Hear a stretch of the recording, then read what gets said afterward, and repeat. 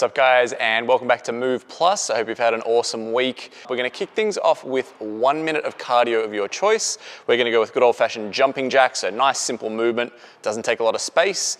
From there, the next 4 minutes, we're gonna cycle through as many rounds as we can of 30 skips. So just our normal single unders. That's gonna roll into 20 plank shoulder taps. So down in plank position and tap in the opposite shoulder. And then we're gonna move into 10 tuck ups. So from hollow into that tuck position. So that'll just be on repeat for those remaining 4 minutes. Em, you good to go? Yep. All right, so starting in 10, we have that 1 minute of cardio of your choice. You guys can be creative and do your own thing here if you want to, or you can do the same as us. And let's go for it. So main things we want to look out for if you are doing jumping jacks, guys, that the hands should pretty much contact the thighs or at least get close to them and touch overhead, or again, at least get close. You want to get a nice full range of motion. Always good to go nice big sweeping arm positions there, just so we get the maximum amount of work through the shoulders. Sometimes we'll see people kind of short tuck it and have bent arms, that sort of thing. We want to go nice and big with that shoulder movement. Feet are just going to jump in and out, so you'll be feet pretty much together in the middle of it and then just outside of shoulder width at the outside stance.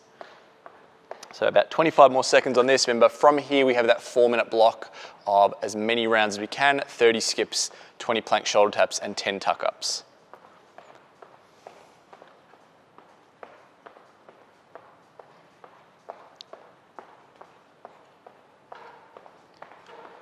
Okay, might have to do a quick shoelace pit stop there, I reckon, before the skips. There we go.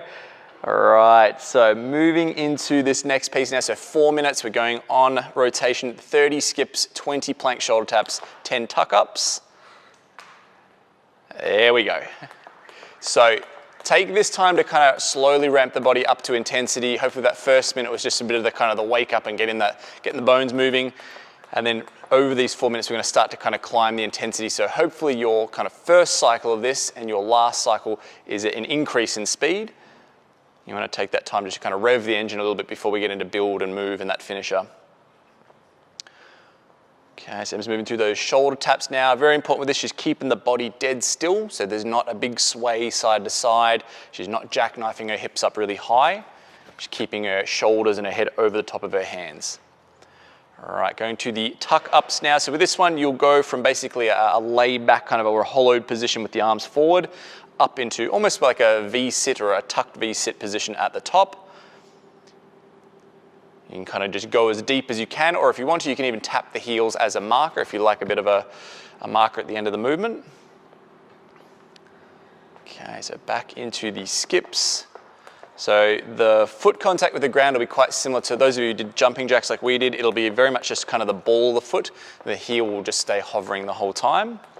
And thinking about just nice tall posture. So if you find yourself like jackknifing at the hips or tucking into a ball, try to straighten that out and have this idea of just springing off the balls of the feet. Now you notice with this M setup, sort of a slightly wider than shoulder width stance at the feet. Hands are in somewhat narrow, so this is just giving her some stability. You'll find that when you take one hand away, your body will want to lurch to one side, and that's kind of the beauty of this movement, is it's training that midsection to lock it in place. So we've got about 2 more minutes. So you want to try and mimic this leg position, guys, so it's knees and ankles together, toes pointed, so we've got nice active legs. This is predominantly an ab or midline kind of movement, but we want every part of the body active as we do this.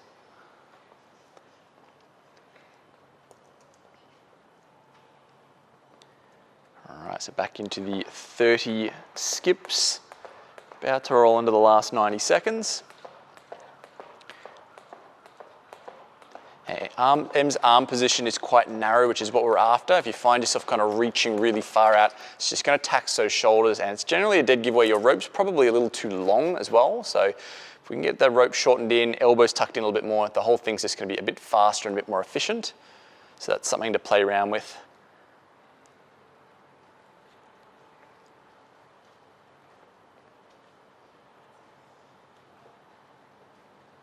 So 20 on the shoulder taps there, and then going into the 10 tuck ups. Now, if you ever find yourself getting your shoulders on the ground with this one, generally means we're not in the right spot. So sometimes we'll feel like we're kind of clunking back onto the shoulders. Should feel like you're just kind of rounding down onto that low back, almost to sort of the bottom of the rib cage there. Okay, we've got 40 seconds left. We'll make a dent into another round.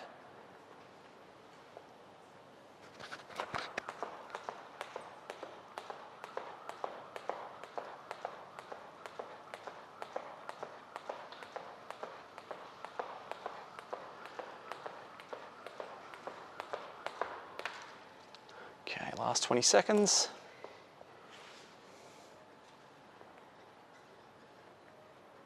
So you want to have nice, sort of active, like protracted shoulders with this. You should feel like you're kind of pushing the ground away with the hand that's on the floor.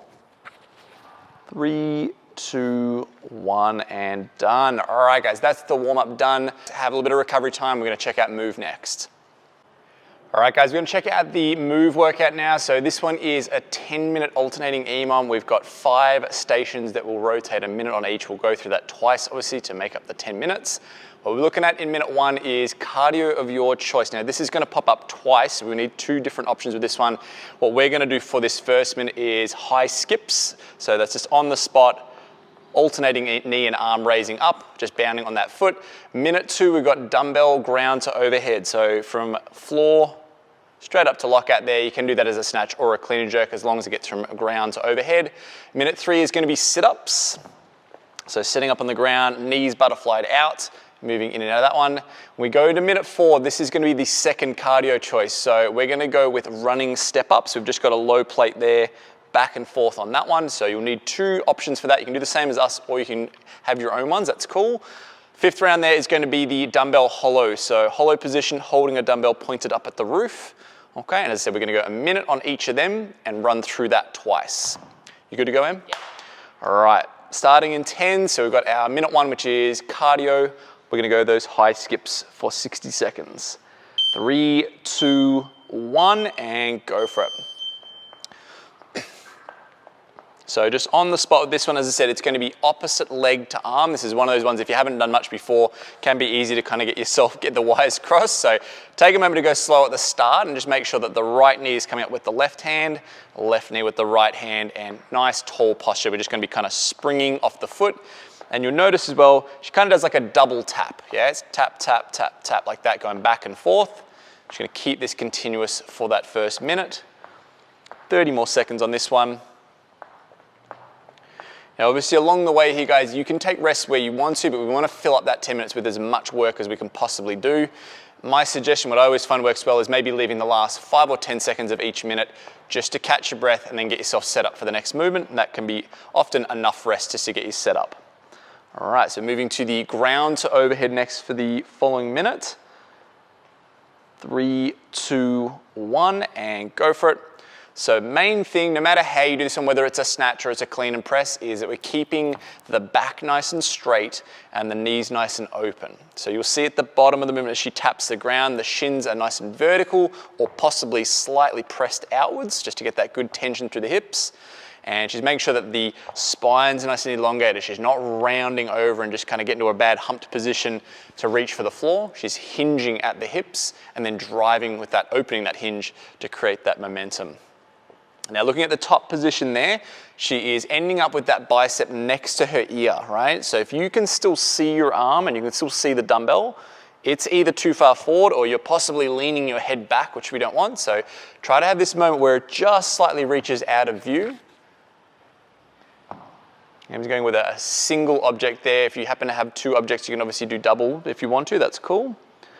All right, so moving to the sit-ups next and go for it. So what we want to think about this, whether you're using abnat or not, or whether you're using anything underneath that low back, doesn't make a difference. We want to think about keeping the hips still. That's the same across the board.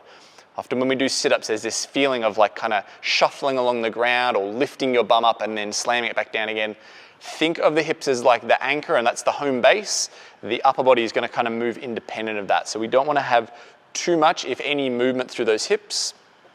Obviously, you will kind of roll back onto your butt, but we don't actually want to slide anywhere on the ground. And she's got those two markers, which is the ground behind her head and the toes, and that's to ensure we hit the same range of motion every single time. Okay, 15 more seconds, and we'll be moving to the cardio option 2. All right, so setting up for this secondary cardio minute, guys, we've got the running step-ups. 3, 2, 1, and go for it. As I said earlier, guys, you can pick your own versions of these if you want to. Things like jumping jacks, things like skipping, whatever you want to do is cool, as long as it's continuous, jacks that heart rate up, and you can keep it under good control. We've deliberately gone with a very low step up here, and that's just so she can blitz through these without ever having to stop. She's just going to stay on the balls of the feet the whole time.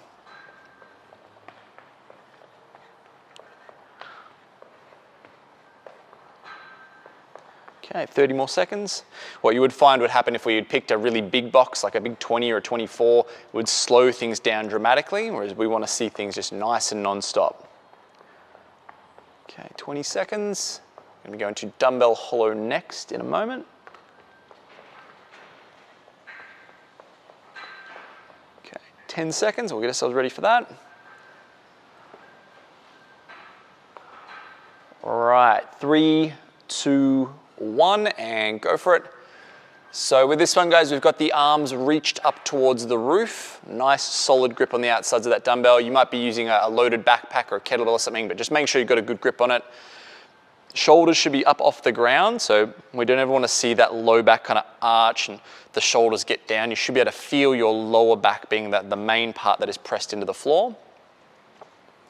And just take a little strategic break there, which is totally fine, guys. You can kind of designate when that's going to happen. Okay, but we've got the straight legs, toes pointed, everything's tensioned on. If you find this is extremely difficult, guys, to the point where you can only hold it for 5 or so seconds, you can ditch the dumbbell, or you can even shorten into a short tuck, so that's knees bent. Okay, go with something that's going to allow you to hold it for a decent amount of time. All right, so we're going to cycle back around to the top of the list. We've got the high skips again. This is our second run through. 3, 2, 1, and go for it.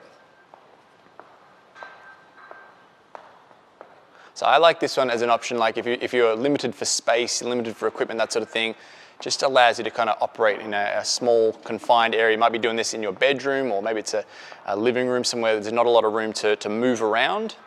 So this is a good one to go for. We're thinking about Em's getting her knee up to about hip height. That's kind of, if we want to have sort of a standard movement with this, it's just make sure we get that nice big high knee raise. 30 seconds.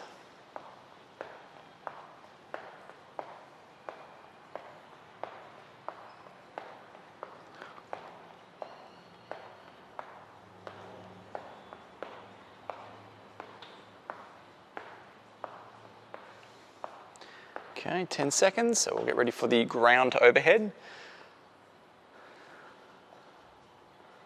Okay, 3, 2, 1, and go for it. Now, one of the things you'll notice is if you're using a single weighted object like Em is, as opposed to, like a backpack or 2 dumbbells or 2 kettlebells, obviously there's going to be a little bit of kind of rotating to that midsection so we can get centered. But for the most part, what she's doing is keeping the shoulders and the hips and everything pretty square to the front. So she's making an effort to not over twist and round herself off into a bad position. She's keeping good tension and having that dumbbell basically run a straight line down the middle of herself. And we're going both heads of the dumbbell to the floor just to ensure we get that nice full range of motion.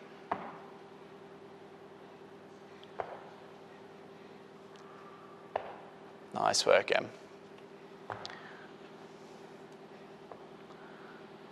Okay, 10 seconds, so we'll move to the sit-ups next. 3, 2, 1, and go for it. So it's very important as you move through sit-ups, guys, you want to have that feeling of the rib cage to pelvis kind of relationship. That is going to open and close. Right? We talked about in the last round the hips kind of staying in the one spot. We want to have those ribs be able to go back and leave the pelvis behind. If I sort of stay tucked in a hollow and lift my bum up like the whole thing's going to rock back with me, I need to be able to be a little bit more flexible through there and open that up. So make sure you're getting that nice stretch. This is where that ab mat or a towel or a cushion really comes in handy, just to allow yourself that little bit more range.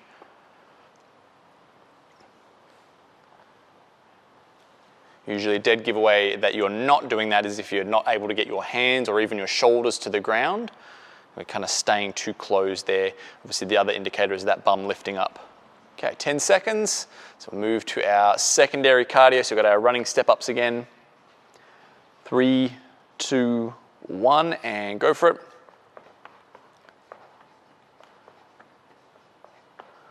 So if you're doing the step-ups like this, guys, what you want to think about is trying to keep your center of mass just over the edge of the plate. Because what that means is rather than me moving my entire body mass back and forth, I can pretty much just pivot back and forth through the line of my body, and my feet are just going to kind of reach forward a little bit, reach back a little bit. And that way the mass of my center is going to stay right in the middle there, and I don't have to move the entire body.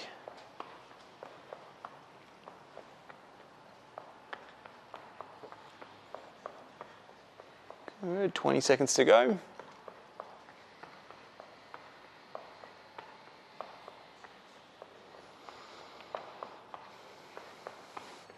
All right, we'll move to that hollow. Last round. 3, 2, 1, and go for it. So we're back in this dumbbell hollow, guys. Remember, you should just feel like it's sort of the top of your butt and the lower part of your back. So basically, like you can feel like the lower parts of your ribs touching down, but everything else is going to be kind of curved up off that. And nice active shoulder. So as you can see, she's kind of reaching into the dumbbell, keeping the legs nice and locked out. Quick little rest, and then we're going to knock out the last of this. So we've got about 30 seconds till the buzzer.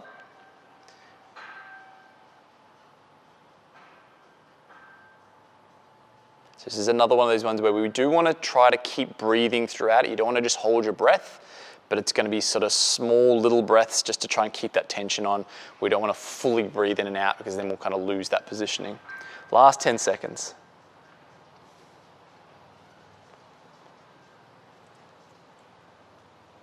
3, 2, 1, and done. All right, guys, that is the move workout done. Have some recovery time. We're going to look at the finisher next. Alrighty, guys, so we're going to check out the finisher now. This one is going to be 6 minutes long. It's an alternating EMOM. So minute 1, what we're going to do is dumbbell curls. So we're going to go with just a single dumbbell holding the ends there. Okay, that's going to be movement 1. You do that for the full first minute. Second minute is going to have 2 pieces to it. So what we're going to see in the first 30 seconds is dumbbell press. So it's a strict press to overhead. The other 30 seconds of the minute is going to be a hold overhead. And those 2 things will go back and forth for the 6 minutes. Good to go? Yep.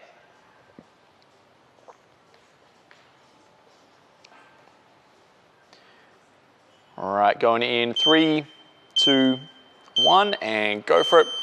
So what we want to see across both of these movements, guys, is they are nice, strict movements. You don't necessarily have to go excessively slow, but there should be no momentum, no kind of explosiveness to this. It should be nice, constant tension, making that particular musculature work.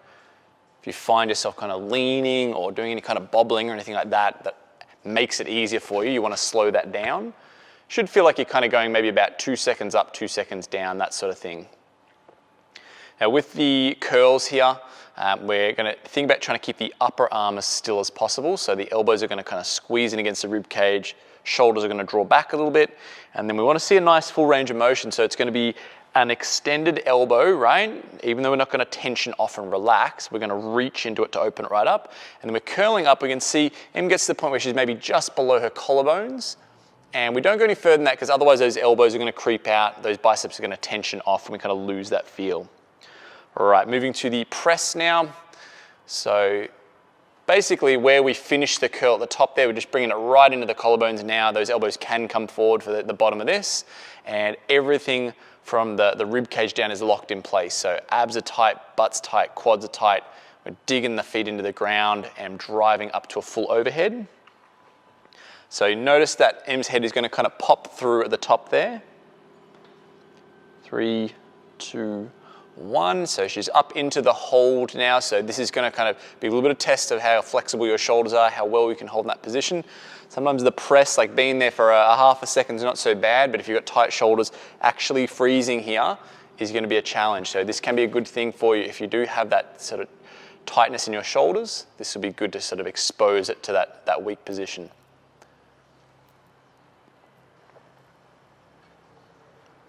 Okay, 3, 2, 1, and back to the curls. So again, like the other parts of the workout, guys, you can rest where you want to, but we're trying to fill up the time with as much work as possible. So you only take that rest if you absolutely need to. If you feel like you're hitting sort of technical breakdown, have a bit of a breather, but make it quick and jump straight back in.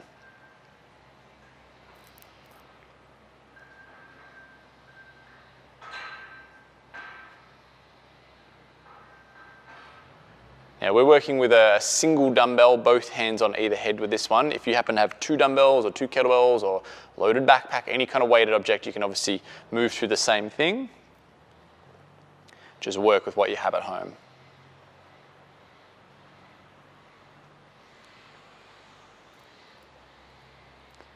Okay, 10 seconds. So a quick little rest here, then we're going to go into the press and the hold. 3, 2, 1, and go for it. So you can see at that top there, those elbows just kind of crept forward to get underneath the dumbbell a bit more. It's a bit more advantageous for the press. And then she's reaching, bringing that head through just slightly. So very similar to when we do, like a dumbbell snatch or a dumbbell clean and press, something like that.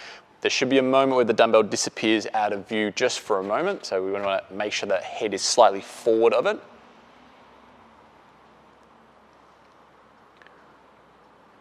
3, 2, 1, and holding. You see that Em kind of shifted her hand position a little bit. It just allows her to get into a more comfortable position. That's totally fine as long as you've got a good handle on it. You don't want to feel like it's going to slip out of there or roll off your hands or anything. As she's doing this, what she's concentrating on is keeping her ribs down and her butt tucked. Where if we are struggling in overhead position, usually we'll kind of arch back a little bit, the butt will poke out and the ribs will push out as well. So we're going to try and fight against that. 3, 2, 1, and back on the curl. So last cycle through now. Maybe you want to reach to full extension. Sometimes if you're doing like the single dumbbell like Em is there, it can be a little bit hard. You feel like you kind of run into yourself. Reach into it. It's really important for the health of our elbows and our biceps. We want to get that nice full range of motion and not just shorten the top of it. If you're getting fatigued, you might find those shoulders will want to creep forward as you're curling up. Those shoulders might want to round forward, so make sure you're checking that in, keeping them pinned back the whole time.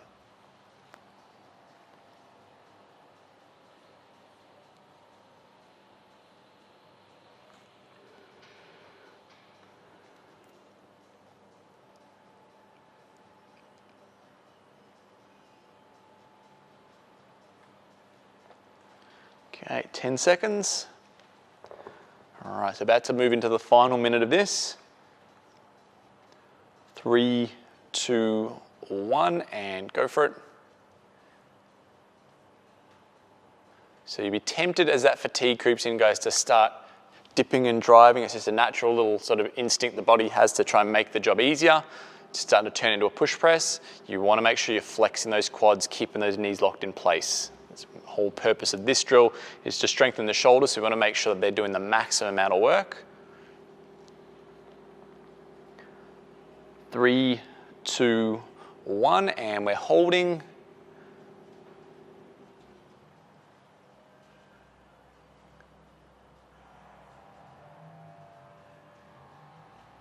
"20 seconds to go.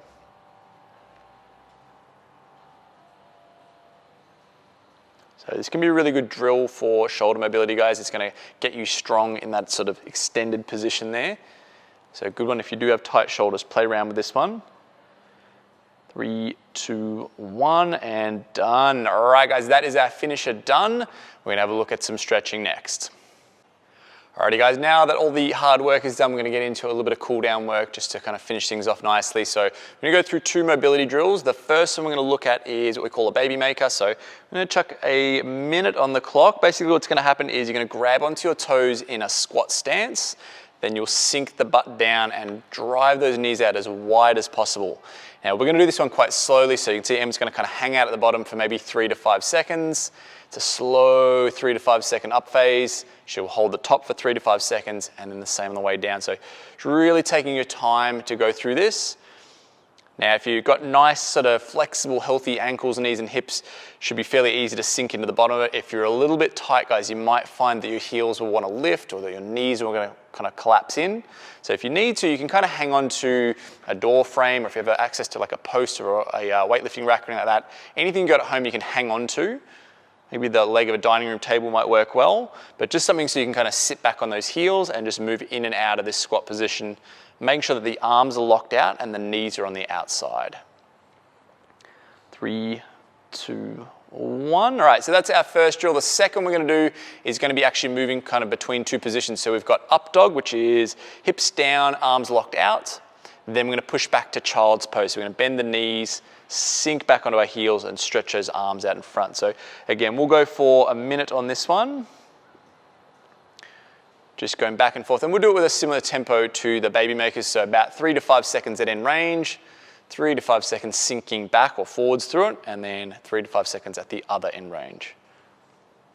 So we'll find that as we move into this front position, it's going to be really nice getting down into abs. You might even get a little bit of hip flexors as well. And then as we push to the back position, that child's pose, we're going to get really into like a lot of lats. You might get a little bit of low back if you can kind of sink your butt back far enough. And it's just a nice kind of floss back and forth through there, loosening up through the midsection, loosening up through the shoulders.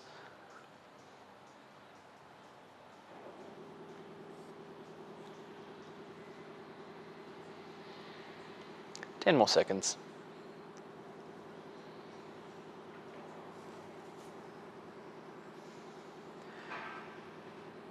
And done. Alrighty guys, so if you have time, let's go through that 3 or 4 more times, just trying to loosen things up. If there's any other mobility that you feel like you need to do in regards to the workout that we've done today, feel free to knock yourself out. But otherwise, we'll catch you next time. That was your Move Plus workout.